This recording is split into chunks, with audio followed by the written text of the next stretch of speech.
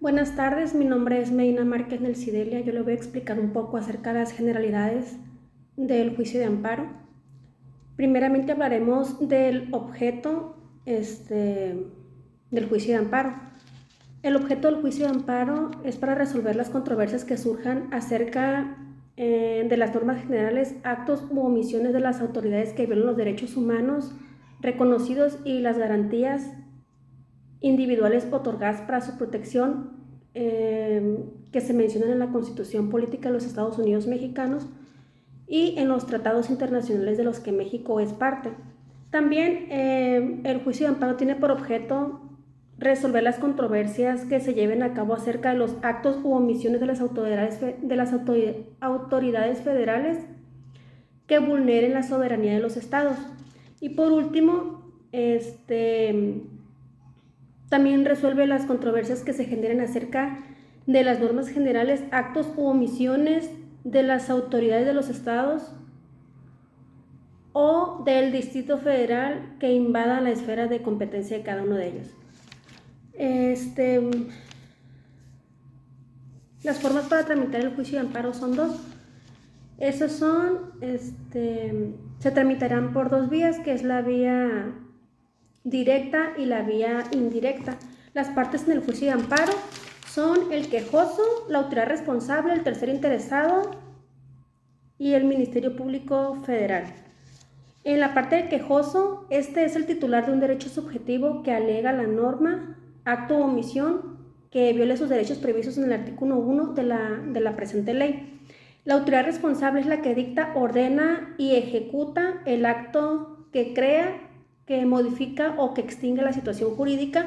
El tercer interesado es la persona que haya gestionado el acto reclamado o que tenga algún interés existente.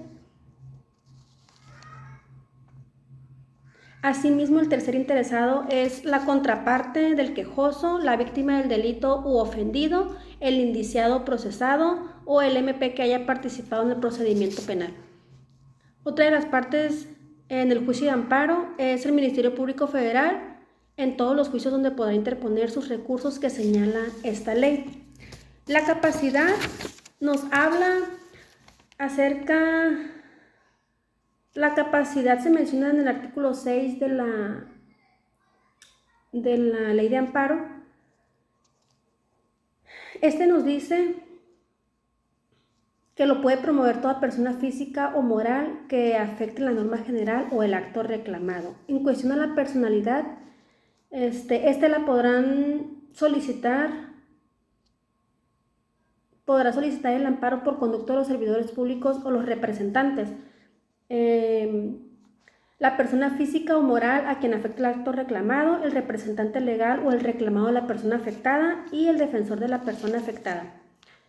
En cuestión de los plazos, nos dice el artículo 17 de la ley de amparo que los plazos para presentar la demanda de amparo son 15 días y el artículo 22 nos dice que los plazos se contarán se contarán por días hábiles. Estos comenzarán a partir del día siguiente en el que surte efecto la notificación y se incluirá el día de vencimiento inclusive cuando esa se realice de forma electrónica. En cuanto a las notificaciones, nos dice el artículo 24, las resoluciones deberán notificarse a más tardar el tercer día hábil siguiente, excepto en materia penal. Esas deberán de notificarse de manera inmediata. Esas notificaciones deberán ser de forma personal, de oficio, por lista o por vía electrónica. En cuanto a la competencia, nos dice el artículo 33, que son competencia para conocer del juicio de amparo la Suprema Corte de Justicia de la Nación, los tribunales colegiados de circuito, los tribunales colegiados de apelación, los distritos y los juzgados de distritos, entre otros. En cuanto a los impedimentos, nos dice que las autoridades competentes para este procedimiento es la Suprema Corte de Justicia de la Nación, los magistrados de circuito y los jueces de distrito. Estos deberán excusarse cuando ocurran las siguientes causas de impedimento, lo cual nos lo menciona en el artículo 51 de la ley de amparo. Nos dice que los impedimentos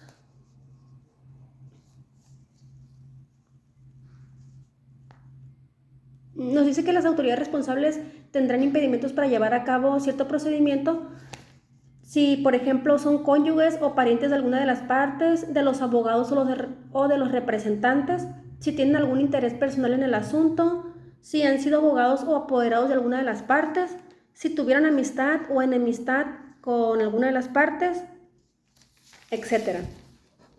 En cuanto a la excusa y a la revocación, en cuanto a la excusa y recusación, el artículo 54 nos dice que conocerán de las excusas y las recusaciones el Pleno de la Suprema Corte de Justicia de la Nación en los asuntos de su competencia, la sala correspondiente de la Suprema Corte de Justicia de la Nación, los tribunales colegiados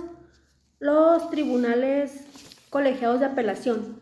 En cuanto a la improcedencia, nos dice el artículo 61 de la ley de amparo, que el juicio de amparo es improcedente contra adiciones o reformas a la Constitución Política de los Estados Unidos Mexicanos, contra actos de la Suprema Corte de Justicia de la Nación, contra los actos del Consejo de la Judicatura Federal, contra resoluciones dictadas por los tribunales electorales del Poder Judicial de la Federación, contra actos del Congreso de la Unión, su comisión permanente o cualquiera de sus cámaras, contra las resoluciones de los tribunales colegiados, contra las resoluciones dictadas en los juicios de amparo o en ejecución de las cámaras, contra las normas generales o actos que sean en materia de otro juicio de amparo pendiente de resolución promovido por el mismo quejoso, contra las mismas autoridades o por los propios actos reclamados, contra los actos que no afecten los intereses jurídicos o legítimos del quejoso. En cuanto al sobreseimiento, el artículo 63 de la ley de amparo nos dice que el sobreseimiento en el juicio de amparo procede cuando el quejoso desiste de la demanda, cuando no acredite sin causa razonable haber entregado los edictos para su publicación en términos del artículo 27 de esta ley, cuando el quejoso muera, o cuando no existe el acto reclamado, o cuando no se compruebe la existencia de la audiencia constitucional. En cuanto a la sentencia, el artículo 73 nos dice que las sentencias que se promueven en los juicios de amparo solo ocuparán de los individuos particulares o de las personas morales privadas u oficiales que lo hubieran solicitado. La sentencia debe de contener la fijación clara y precisa del acto reclamado, un análisis de los agravios, la valoración de las pruebas admitidas y desahogadas, las consideraciones y fundamentos legales, los puntos resolutivos en los que se expresa el acto, entre otros.